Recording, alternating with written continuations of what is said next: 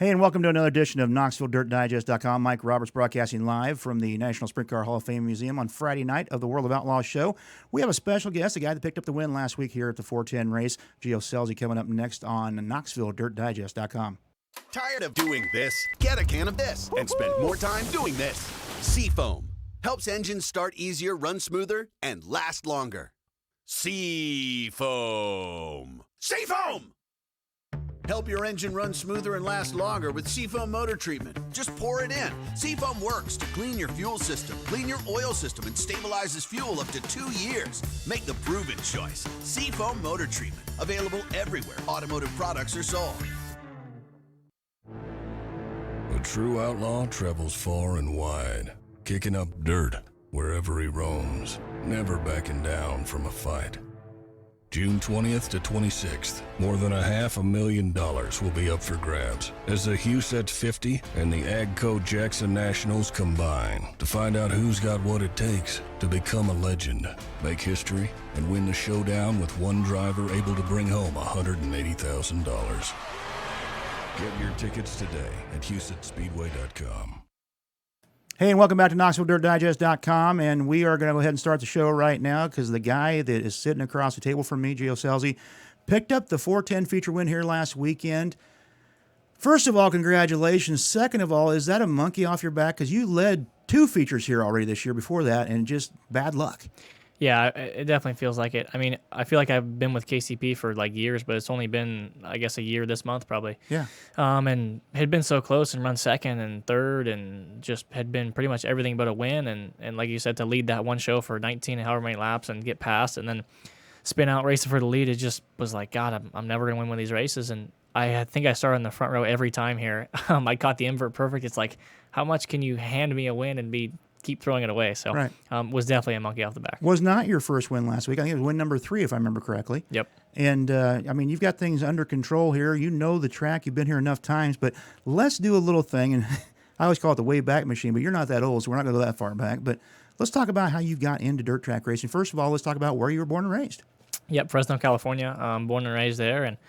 And grew up watching my dad race, obviously, drag racing. Drag racing legend. And he kind of thought that whatever direction we wanted to go, whether it was dirt racing or drag racing or whatever it was, he could start us in dirt racing and go-karts and like junior sprints and micros. And if we wanted to transition to drag racing, we could. But, Daniel Lasowski was a big factor in that, and Tony Stewart, and just those dirt track guys that got us started with, like I said, the micros and junior sprints and stuff. We went that route, and I love sprint car racing. I think drag racing is awesome too, but would never really want to do it. Like, I love going and watching, but just strapping yourself to a 10,000 horsepower bomb on wheels doesn't really excite me a whole lot. But like I said, I love going and watching, but sprint car racing is what I love. I have yet to go to a drag race, pros, NHRA. We got a little strip down the road here, Eddyville, that runs. And when I was a kid, I was part of a car club here in town. And we took, and our car club and 3 other ones rented that track.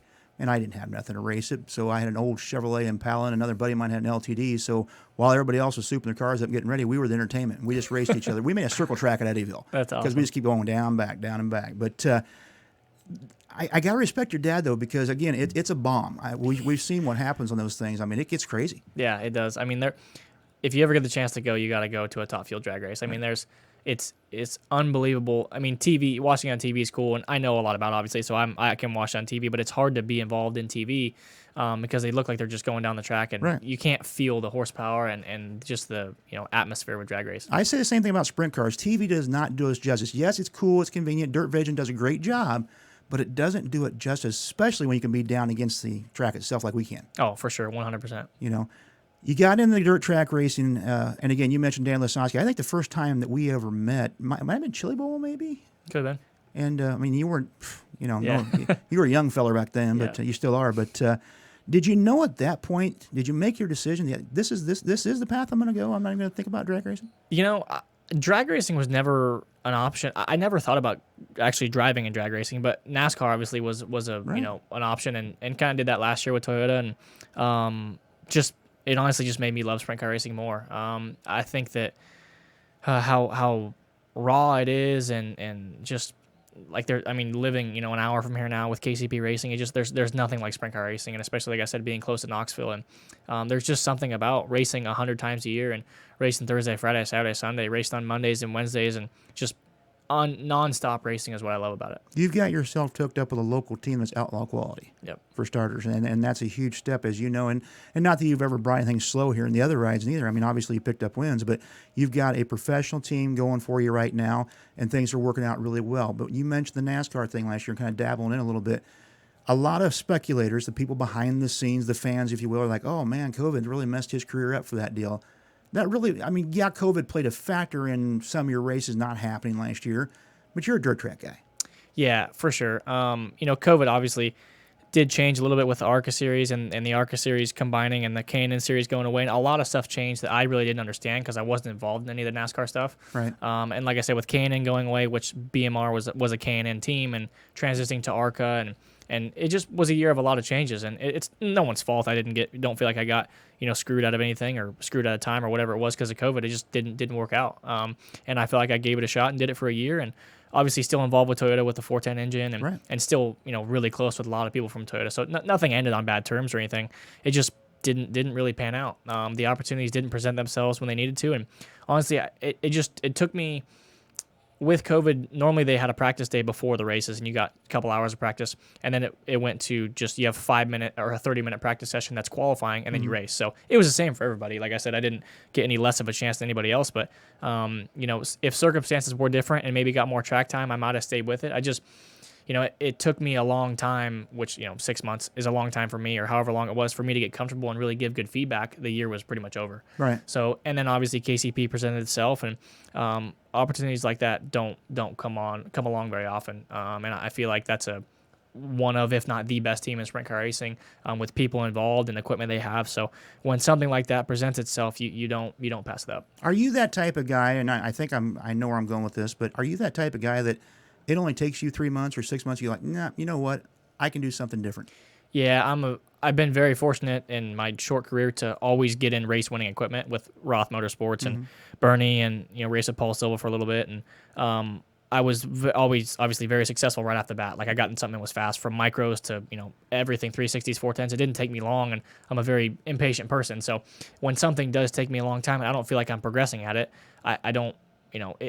I worked extremely hard at the stock car thing, and I feel like I was beating my head against the wall, getting nowhere. And like I said, if I'd have known more about it with driving coaches and just, it's so much different than dirt racing. It's not just get out there, hammer down, and go. Like I was so used to that. You qualify, heat race, and over 100 lap or 150 lap race, so much changes, and it was so easy for me to get frustrated early. And I guess to answer your question, yeah, it doesn't take me long to know whether I'm going to like something or not. Right. I don't normally stick around and waste of people's money involved, and I feel like KCP is a home that I want to stay at, and I love the people I have with Bernie working on the car now, and Matt and Brett and Tim, and the whole group is just somewhere I knew from the time I got with them I wanted to stay there for a long time. When Bernie came on board, was that like, yeah, this is going to be awesome? Because you've worked with Bernie. You drove for him. Yep, had the most success with him, obviously, with 2 years with Indy Race Parts car, and started the year with Tyler Swank, and he got let go, and it was within 2 weeks we pretty much rebuilt our whole team, changed cars, changed really everything, and went to Florida, and I felt like I had a really good shot at winning the Outlaw race at Volusia. I run third, and me and Bernie kind of always talked about what could we be if we stayed together and had a team that was fully funded,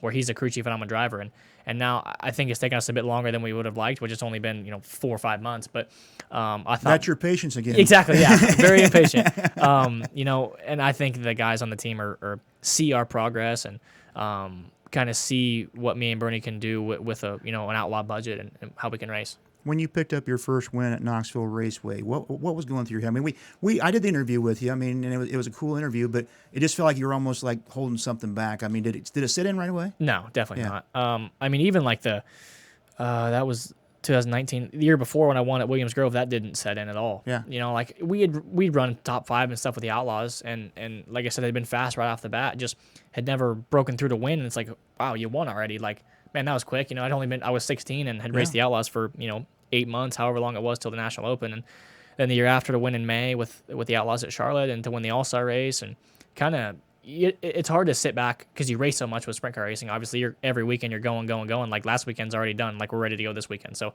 you win and you enjoy it for a night, then it's back to work on Monday. So it's definitely a fast-paced life, and it's you don't really have time to let it sink. And if you sit there and say, man, I'm the best, I won, you should probably quit. If you're not looking towards winning the next weekend, I feel like. You know? You're already focused on what's happening around the corner, whether it be tomorrow at another track or whether it be the next weekend here. Yep, for sure. How many races are on your schedule this year? I think we had 100 or so. And I love our schedule. I think it's good. Like racing full time with the Outlaws is awesome, but to kind of just go wherever you want. And we made a couple last minute decisions. Like last weekend, we were going to race in North Dakota and Granite City, and we said, hey, why don't we just go to Fairbury, Wilmot, and Knoxville? You know, it was like a Wednesday decision. So when you don't commit to a series like that, it makes it a lot easier to just go wherever you want or chase weather and kind of just you're not committed to anything. It's a business and it's money racing too. I mean, you could waste a lot of fuel going down the road to run with the Outlaws, and again, nothing against the Outlaws. Or you can pick and choose where you want to be at, and sometimes where you lay your head at night. It's nice to be home once in a while. Oh, for sure. And being this close to Knoxville helps because you always have the Saturday night race. Hey, if it rains somewhere else, let's just stay home and race Knoxville. So, and you know, we're fortunate in a way not to have to rely on the tow money and not to have to rely on T-shirt money and stuff like that, where we have enough partners and big enough partners where they say, hey, race wherever you want, we'll support you no matter what, and just kind of go where it makes sense. You made a comment earlier about, I've won, this is it, blah, blah, blah. Are you about anybody but the team? Because it just feels to me like you're a team player. I mean, yeah, you enjoy to win. You wouldn't be a driver if you didn't. But you're not what I consider sometimes a typical egomaniac. It has to be all about you. No, definitely not. I think it... the summers and how hard that the team has to work. You know, it's only me, Adam, and Aaron right now that work on the car, and Bernie flies in on the weekends or drives in on the weekends. And right. I think if your team respects you and they're gonna work a whole lot harder for you. You know, in the summertime when it's 100 degrees, 90 degrees outside, I think it really helps because I can take care of the engines and do kind of whatever needs to be done for Adam or for Aaron or that matter for anything other than drive the truck. So, like I said, I think when you have your guys respect you and they want to see you do good just as much as you want to see you do good. So, and have a relationship with the owners is the same thing. Did you pick up that business plan from your dad? Yeah, pretty much. Yeah. I mean, really, yeah, because his guys loved watching him. His guys loved him.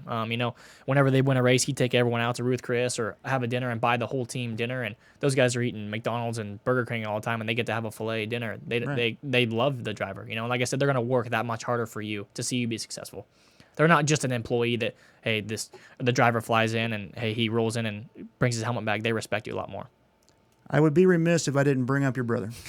Yeah. And in fact, I told him that I was going to get a hold of you, and he says he's going to warn you about me, so I don't know where that came from. He was on the show last year, but is there competition when you guys are on the track? I mean, I see these McCarl boys out here all the time, and I'm convinced they'll bump each other out for a position. Yeah, I mean, we haven't raced each other. Like, we obviously been in a lot of the same races, but sure. You can run 10 nights in a row and never get near each other, really. Or you can run 10 nights in a row and be next to each other every single event.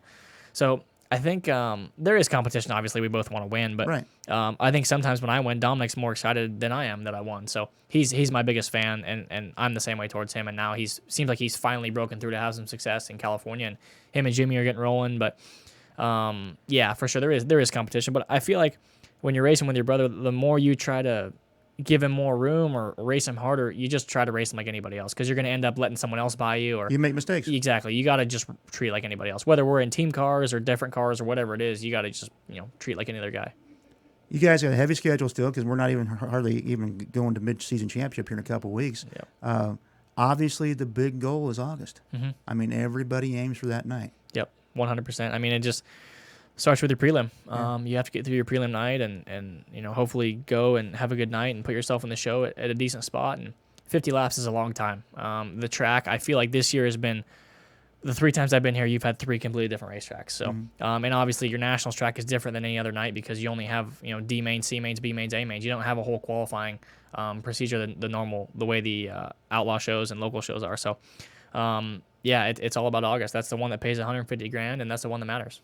That's the big paycheck. That's the steakhouse. Yep, absolutely. Exactly. And Yeah. for a couple nights, maybe even. Yeah. What would it be like to win that thing? I mean, has that been the dream since you started micros and dirt tracking? Yeah, for sure. Once I kind of realized what sprint car racing was and how it all worked, that was definitely the goal. Me and my mom were walking through the Hall of Fame, and I forget what car she asked about. One of them, I think Tim Schaefer's, and she's like, "Is this the car that won nationals?" I'm like, "Yeah, probably." And I'm like, she asked something. And I was like, if we win nationals, the car's getting rolled from victory lane to the Hall of Fame, and it's going to sit there. I don't care if the motor gets touched, any of it. It's just going to sit right there. It doesn't matter to me. That car's going away, and that's what it's going to be. You mentioned mom. We got to talk about that a little bit. Husband race, 2 kids race. Yep. I mean, nerves of steel. She has to have. Yeah, I don't know. Patience, how. too. You know, it's funny because until I actually started racing in the Midwest with Bernie, she had videoed every single race I'd ever had. So she'd never actually watched a race, like not through a video camera. Wow. So whenever I started racing in the Midwest, she sent my dad, I think, to like Mansfield the first time, and she watched on Dirt Vision and stuff. And she came here when Dominic's girlfriend came. They came together, and Nikki videoed.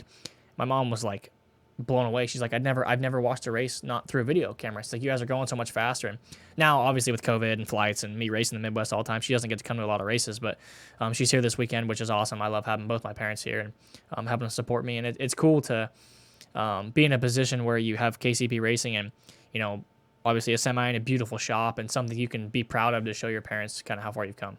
Back to the Knoxville Nationals.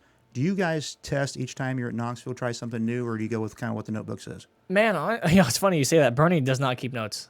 His brain is his I've notes. heard that before. Yeah, nothing. It's funny because he makes a joke. We'll go to a racetrack. Hey, what gear we run here last time? I have no idea. He's like, let me check my notebook, and he doesn't have a notebook. Yeah. So, yeah, that's why having Bernie at the track is so valuable because it's all in his brain. You know, I think. Bernie needs to write that stuff down. Yeah, he does. I have some of the stuff on my phone, but, you know, in a way we do try stuff. Right. Obviously, like I said, track conditions are different, and sometimes the car acts different or whatever, but we're constantly trying different things, and he always tunes on the thing right before it goes out and kind of does what he does, and I have the utmost trust in him and love racing with him. He's just, from the first time we ran together, we clicked, and something about him and me just worked. He's raced and been successful with other people too, but it seems like just whatever we kind of gravitate towards each other, whether it's racing or just hanging out, like it's a pretty special friendship we have. You mentioned changing cars. What are you guys running now? Maxims. Maxims? Yep. And still the Toyota thing? So, yeah, we had the Toyota in Volusia, Scrub and Volusia, and broke. We're supposed to have it back hopefully within the next month. That's what I'm saying, because you guys, on the Toyota program, is it considered a development program for dirt track racing then? Yeah, Okay. for sure. They're trying to do the same thing they did in midget racing. So they gave their 2 main engine builders are Ryder and Speedway, and they're the 2 main guys. Eventually, anyone will be able to buy parts and build just like a Chevy is their main goal, and they're just trying to make sure they're foolproof. And obviously, it's gotten delayed because of COVID and parts and kind of the same thing as everybody. No one can get material and blah blah blah. But right, yeah, I'm excited for it. I was so pumped whenever they came to me and asked if we wanted to run it. Like I kind of hinted at them when I had KCP. It's like, hey, this is a solid deal. If I were you guys, this is something I would want to get involved with. So obviously Brian Morrison builds our engines down. We have no lack of power right now. So I think anytime you can get a manufacturer like that involved, like Ford has and Toyota, I think it's great for the sport and great for everybody. I remember Mopar tried for years, Ford tried for years. Nobody could make it happen. All of a sudden, this guy named Carl Kinzer made Mopar work. Yep. And the rest is history. You've got to go to work, my friend. Yeah. Good luck tonight. Thank you. You've got a job to do. Go clock in, and hopefully you're eating steak at the end of the night. I hope so. Thank you. All right. Gio Scelzi with us tonight on KnoxvilleDirtDigest.com. Come on out to the World of Outlaws. Night number 1 is coming up next, and we'll see you next time on KnoxvilleDirtDigest.com. Tired of doing this? Get a can of this and spend more time doing this. Seafoam helps engines start easier, run smoother, and last longer. Seafoam. Seafoam! Help your engine run smoother and last longer with Seafoam motor treatment. Just pour it in. Seafoam works to clean your fuel system, clean your oil system, and stabilizes fuel up to 2 years. Make the proven choice. Seafoam motor treatment. Available everywhere automotive products are sold. A true outlaw travels far and wide, kicking up dirt wherever he roams, never backing down from a fight. June 20th to 26th, more than $500,000 will be up for grabs as the Huset's 50 and the AGCO Jackson Nationals combine to find out who's got what it takes to become a legend, make history, and win the showdown with one driver able to bring home $180,000. Get your tickets today at HusetSpeedway.com.